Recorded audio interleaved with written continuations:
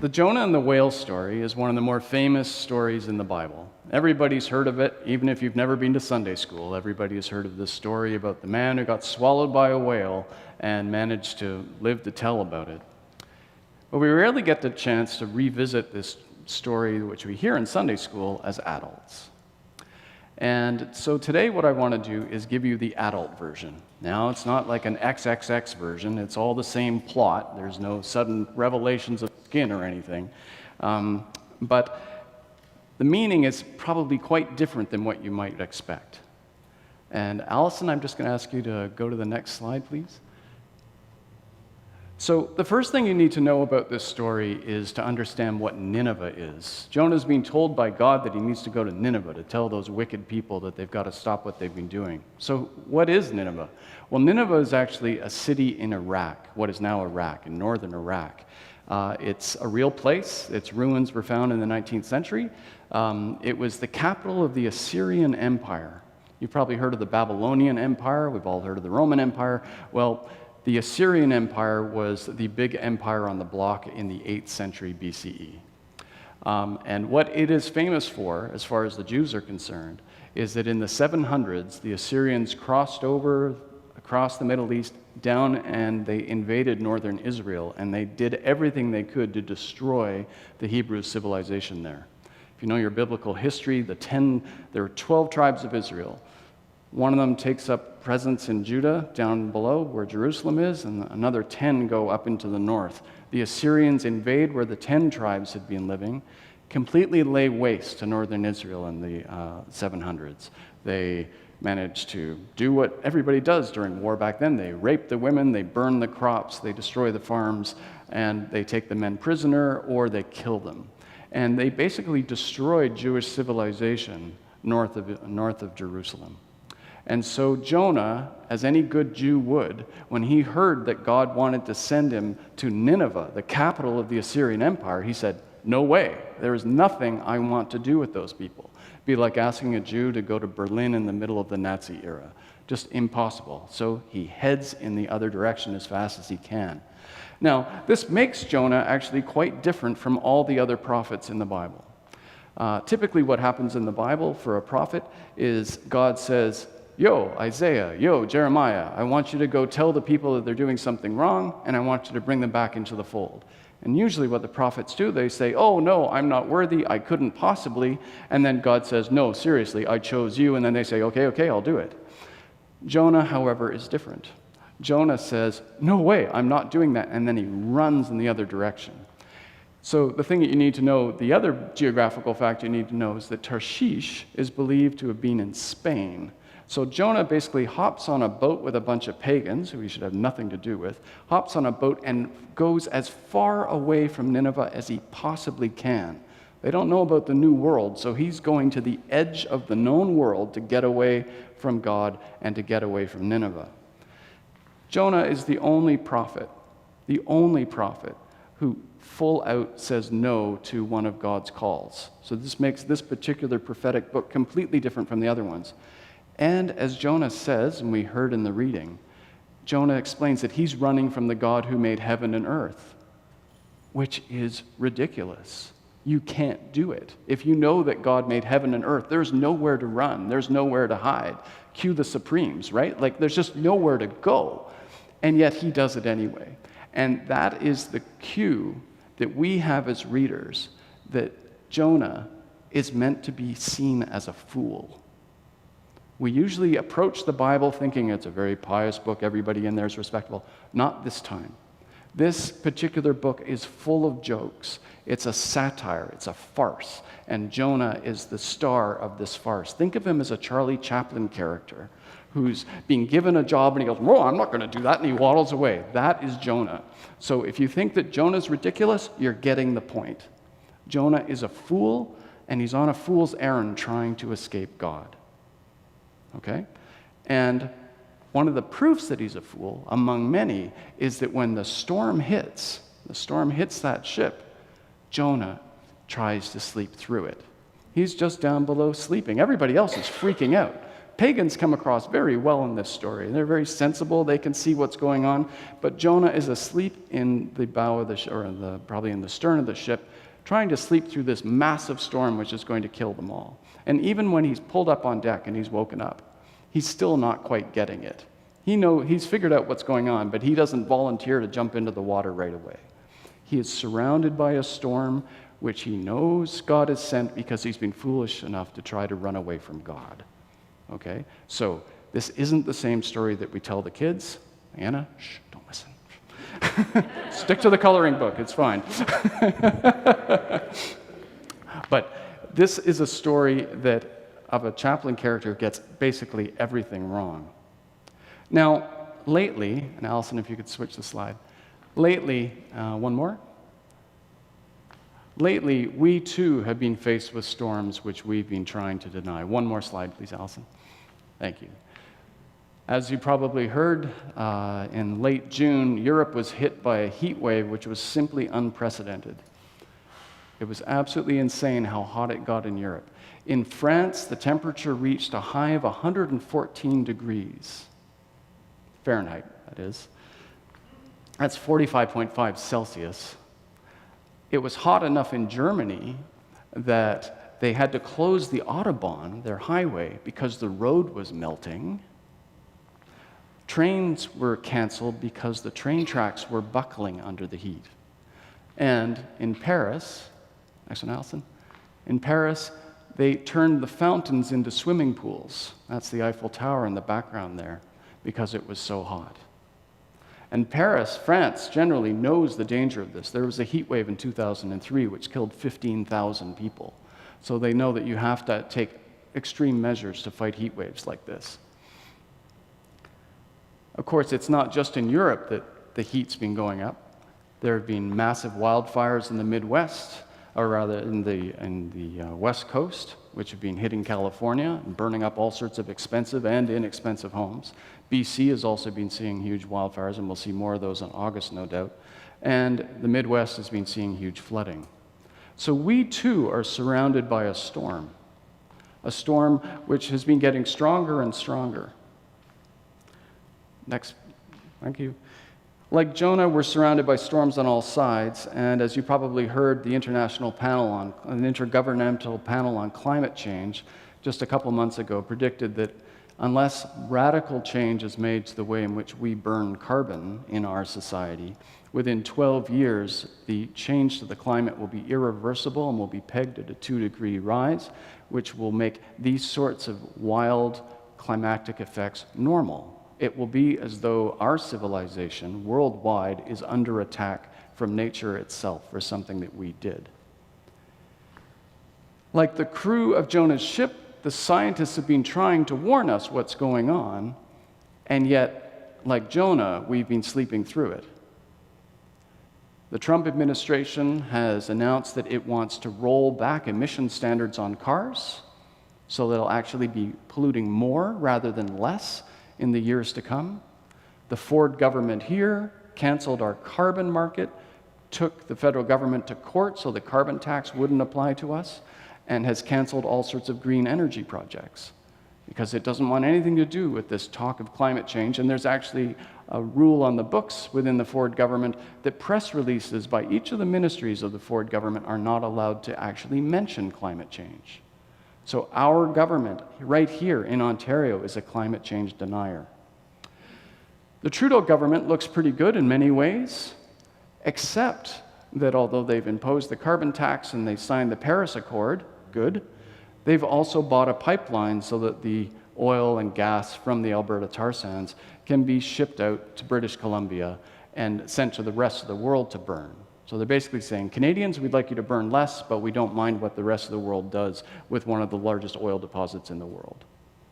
Well, we can't have it both ways. Nature doesn't care who burns it, just that it gets burned. So we find ourselves in a bizarre situation. Here we are in a supposedly post-religious, rational, scientific civilization. That's what it's all been about, right? The 20th century was about getting over the superstitions of religion and becoming rational. And yet, it's precisely during that period that we have presided over the most irrational thing which a society can do, which is to create an industrial economy which is actually toxic to ourselves and to the planet. And we've done it with our eyes wide open. But how did that happen? How did this society that considers itself rational manage to sleep through this storm? Next slide, please, Allison. The idea that humans can change the climate is not actually new. And we owe the idea to this man, Savant Arrhenius. He was a Swede, lived in the 19th century and into the 20th century. And in 1896, or rather, he lived in Stockholm in the 1890s. And on Christmas Eve, 1894, he decided to tackle what he hoped would be a fairly simple question. He asked himself, what would happen if the amount of carbon dioxide in the air were to get much higher or much lower? Would that have any effect on the world's climate? At that time, scientists already knew that there were two chemicals, molecules in the air which affected the world's thermostat: water vapor and carbon dioxide. Carbon dioxide makes up a tiny, tiny, tiny proportion of the air that we breathe in here. We breathe it out every time we exhale.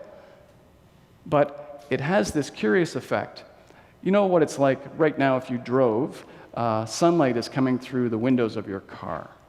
That sunlight is heating up your car, right? The dashboard's going to get hot, the seats are going to get hot. If you left a chocolate bar on the dashboard, it's just going to melt. And the reason that happens is that the glass allows light to go in, but it doesn't allow heat to go out. The heat gets trapped. That's what carbon dioxide does in the air. It has this property where when light hits the earth and bounces back as heat, it traps the heat. And it's actually a critical part of why this planet is inhabitable. If there wasn't any carbon dioxide in the air, it would be sub-zero temperatures all the time. Mars doesn't have very much carbon dioxide, tiny, tiny amount, and as a result, it's a frigid planet. If you get too much carbon dioxide, you get Venus, which is 800 degrees. So it's important to get this balance right. It's like the thermostat for the entire planet. Well, Savant was wondering about this because he wanted to know if carbon dioxide had anything to do with the reason that the Earth has had ice ages in the last 2 million years. He's Swedish, so, when they think big weather changes, they think ice ages because they've got all those fjords and stuff. And so he sat down to try and figure it out.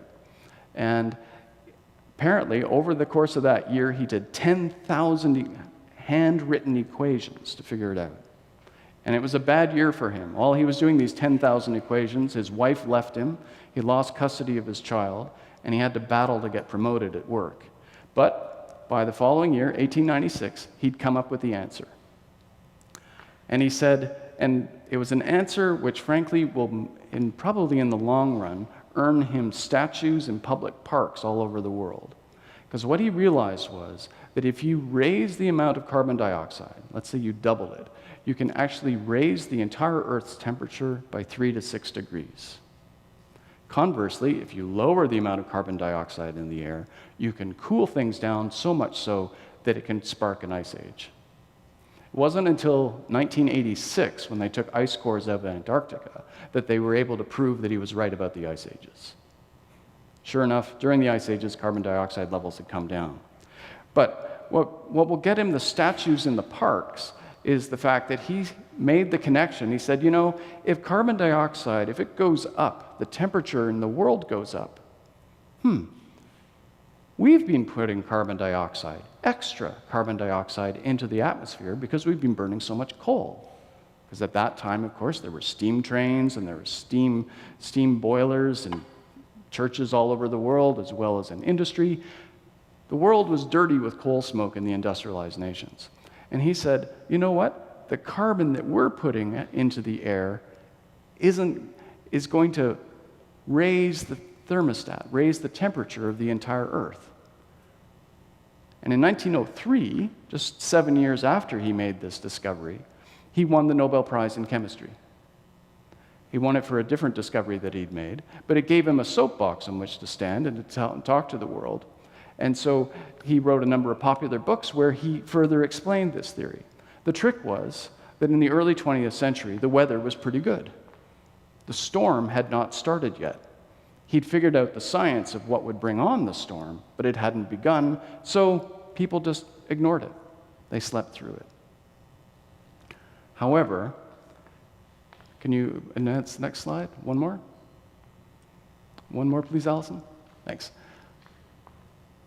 However, in the late 1940s, farmers in the Midwest noticed that the weather in the Midwest of the United States seemed to have changed, and it started changing, they thought, because the Americans were doing above-air testings of their new weapon, the atomic bomb. When atomic bombs go up, that huge mushroom cloud is full of radioactive and regular carbon. And so the scientists within the military wondered, what's happening to that radioactive carbon? So they looked into it, and they spent a few years tracing what happens to carbon when it goes into the air. And what they found was that carbon, when it's released into the air, regular carbon dioxide, it gets absorbed by the oceans, which is good. That's one of the ways Earth keeps the thermostat steady so that it's not too hot, not too cold. But when you put extra carbon into the air, like with a mushroom cloud, it's too much. It won't all get absorbed by the oceans. And then scientists remembered Arrhenius, and they went, oh, wait a second. Didn't he predict that we were putting more carbon into the air? And they looked it up, and they said, yes, actually, that's true. Next slide, please. By 1959, the word got out publicly. This is a Scientific American article that was published in 1959, where it clearly lays out that thanks to this research, which the American military did, it was now clear that the extra carbon dioxide that was being put into the air, not just by coal now, but by oil and gas in our cars, was not being absorbed by natural processes because it was too much. And as a result, the world was going to heat up. So the general public knew about this in 1959, and it started hitting the popular papers like the New York Times, the U.S. News and World Report, back in 1959 in the early 60s. Next slide, please, Allison. Oh, go back, actually. And in that same year, in one of these weird sort of twists, 1959 was the 100th anniversary of the American oil industry. And so they decided to have a party. The the umbrella group for all the petroleum producers in the United States, had a big gala, and they all got together. And as one does at these things, you invite, panelists who will give keynote speeches. And they're all feeling pretty good about themselves. It's 1959. Everybody's driving cars. The Americans have created the superhighway system. This is a good time to be in the oil business. But one of the panelists who they invited was Edward Teller. Edward Teller is known in the history books as the inventor of the hydrogen bomb. He'd worked on the Manhattan Project, and then he worked on the hydrogen bomb, which has exploded in 1949. Teller was aware of this research, because of course he was on the inside of everything that had to do with the atomic energy industry. So he was invited to this gathering, and he came up to the podium and he said, gentlemen, because it was all gentlemen, right? Gentlemen, I have bad news. All this carbon dioxide, which your oil and gas is putting into the air, is going to melt the ice caps, and it will submerge New York City and every coastal city. Your industry is going to destroy our civilization. That was in 1959. That was before I was born. The bad news has been known for my entire lifetime. Well, of course, the oil industry didn't go, holy cow, we should stop doing that. Let's go to electric cars. So they just ignored him, but they did quietly ask for more scientific research. So in 1968, they commissioned a study from Stanford University to see if this was really true. And Stanford came back and said, yeah, that's exactly what's happening. Except we have even better empirical data now, and we know that the carbon dioxide rates have been accelerating through the 60s. So it's only going to get worse. And the oil industry kept quiet about it, and then made a point of denying that climate change was possible and questioning the data, and that's something which has been ongoing. So how did we get to this situation of buckling train tracks and melting highways? Well, actually, we've been sleeping quite deliberately. Like Jonah, we have been asleep, and we've been asleep since 1959. So what do we do? How do we get over that? We now know that there's a storm around us which could destroy us, could make crops unable to grow. Like, there's a new group called Extinction Rebellion, and the reason they're called that is because they're saying we could go extinct. We could be driven back to the Stone Age because if the weather gets bad enough, we won't have wheat and corn to feed ourselves, and we could face a massive civilization-sized collapse. So what do we do? How do we get off this carbon-belching ship? Because we don't want to. That's the hard truth, right? We don't want to give up the cars and the trips. We don't want to give up the lifestyle that we have. And we're afraid. Like Jonah, we're afraid. So let's go back to the Jonah story. Jonah is like us, unwilling to face reality, to make hard choices, so he slinks away. He runs in the other direction. But in this story, watch what God does. God doesn't give up on Jonah. He chases him. Sorry, I shouldn't ever refer to God as a he. God chases him with a storm and finally with a giant fish that will swallow him. The Bible is often criticized for not being realistic. It's bad history, distorted at best, sheer superstition and fantasy at worst. Much of that is true. But what the Bible's critics miss is that its mission is not to be realistic as we understand it. Realistic is what happens in the real world. Realistic is a parade, a military parade on July 4th. Realistic is that same president with a golden toilet back in his Manhattan apartment. Right? Realistic is the idea that all that matters in life is money and power and fame. That's what's motivated every single leader and tyrant that we've ever had, going from Trump, Putin, Pol Pot, Stalin, all the way back to Caesar. There's always going to be people who are convinced that money, power, and fame are the most important things in the world. That, unfortunately, is realpolitik.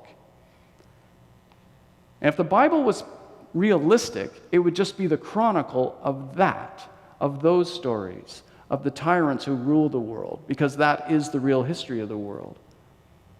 But the world has plenty of those books, written by empires that fell apart long ago. How many of you had heard of the Assyrians, for instance?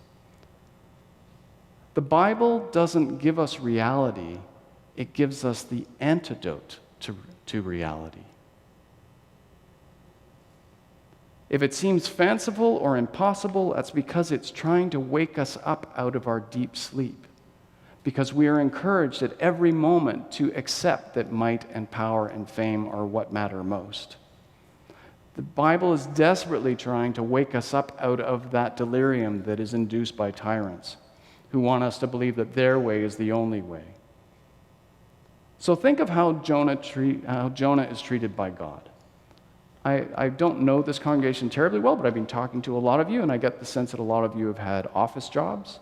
So if you wanted to give an instruction to an employee to say, hey, I want you to do this assignment, go over there and do this assignment, and they said, no, I'm not going to do that, what would you do to them? What's the right response on the part of an employer to an employee who flat out refuses to do what he or she is told? Yeah, you fire them, right? Find someone else to do the job, right? I mean, that's normal. That's just what you do. But that isn't what God does here, right? God doesn't fire Jonah, and God doesn't hire anybody else to do the work. Instead, God chases Jonah. God has not given up on Jonah. God throws a storm at him, and he even swallows him with a giant fish. Now, remember what I said at the beginning of this. This isn't supposed to be taken as history. This is a story that's deliberately crazy colorful to get our attention. That when you're so full of yourself that you think that you know better than God, you know better than the storm, then God is going to chase you down and try to change your mind, because that's what you need most. We, on the carbon-belching ship, need to wake up. This problem's not going away. So what are we going to do? Because the story of this man who gets swallowed by a whale, is just a story. It's just a biblical fiction. So what's supposed to happen in real life? Can you advance the slide, please, to next one? We've been sleeping. There we go. So, back to Savant. Savant wins the Nobel Prize in 1903, dies in 1927. People ignore what he had to say. His family, however, didn't forget about him. His family, of course, thought it was pretty cool. They've got a Nobel Prize winner in their family. Who forgets that? So his descendants keep his memory alive. But the funny thing about his descendants are that they didn't become a bunch of scientists. Instead, they went into the arts. A couple generations down, one of his descendants is a famous Swedish filmmaker who then gives birth to a boy who he names Savant. Nice, keeping the name alive in the family, except that the son becomes an actor. He's actually a pretty well-known Swedish actor. So okay, well, science is being driven out of this family. Nothing cool is going to happen here. And then in 2003, this latter-day Savant has a daughter. He's married a singer, and they have a daughter. And the daughter is, young, beautiful baby, fantastic. And then the daughter, however, turns out to be a little bit different than the other kids. Doesn't make eye contact very well. Doesn't seem interested in what's going on around her, just focuses in on a few subjects. Can you go to the next slide, please, Allison? This is what she looks like around grade 3, which is when she learned about global warming. And her family would have told her that, hey, you've got a descendant, Savant, who knew about global warming. Well, by the time she was 15, because she has this, she's diagnosed with Asperger's, by the way, she's on the autism spectrum. By the time she's 15, she's just fed up with the way grown-ups look at this. She can't believe that we're all sleepwalking our way off the cliff. So she does something remarkable. Next slide, please, Allison. She starts taking, this is last September, she took a Friday off and she went in Stockholm to the Parliament buildings and she sat down with that sign, School Strike for Climate. That's what it reads. And she just refused to go to school. You probably have heard of her by now. This is Greta Thunberg. She is Svante Arrhenius's descendant. So if you think it's crazy that a whale swallowed a man, come back over onto the reality side and watch what happens with her. She's 15 years old when she starts this. The press hears about it, and they start publicizing it. Other students hear about the fact that she's taking Fridays off. And the reason she's taking Fridays off, all these parliamentarians are walking up going, hey, you should be in school. And she says, why bother? You don't listen to scientists. Why should I? Why should I go to school if you're going to ignore the stuff that I'm going to learn? So why bother? Well, the press gets a hold of the story. Allison, next slide, please. And she sparks a worldwide movement because kids all over Europe start taking Fridays off in massive protests. Like really massive protests, like hundreds of thousands of kids are taking the Fridays off. And this has happened since September, well, since October really, all the way until the end of the school year. And if you go down to the Eaton Center, I've joined these guys a few times, there is a Fridays for the Future march every single Friday. It's sometimes big, sometimes small, but it's working. So we're at this bizarre situation that since 1959, we've known that this storm was coming. The storm has arrived, and now a 16-year-old girl is the leader of the environmental movement. She is the face of the environmental movement. Next slide, please. How crazy is that? But you know what? God works in bizarre ways, because God will not give up on us. That's the message of the Bible. The Bible exists because God hasn't given up. That's the message of churches. We keep getting it wrong, and then God says, psst, over here, try thinking this way. Well, our choice now is whether we're going to go with the kids or get in their way, because it's their world that lies ahead, right? They're the ones who are going to inherit this world. They're the ones who are going to live in 2050 and see just how bad it gets. And you know what? They haven't been driving cars, and they're about to vote. They can live without cars. and they can live without trips, and they know that they would rather have a world that was greener and cleaner and fresher than having a lifestyle which makes those things impossible. And just this week, scientists came out with a report that said that if we can plant 1 trillion trees, we could actually probably turn this thing around. So instead of thinking about what we might lose, God invites us to think about what you might get. God invites us to never think of ourselves first, but to think of others first, right? Do unto others. And this is our moment, folks. This is our moment to step off this carbon-belching ship and plunge into the water. And God promises that God will be there to take us the rest of the way. We can make this planet greener and cleaner. We can make it a place that other species can grow back into. Or we can just keep doing what we've been doing. But the kids know better, and we do too. Amen.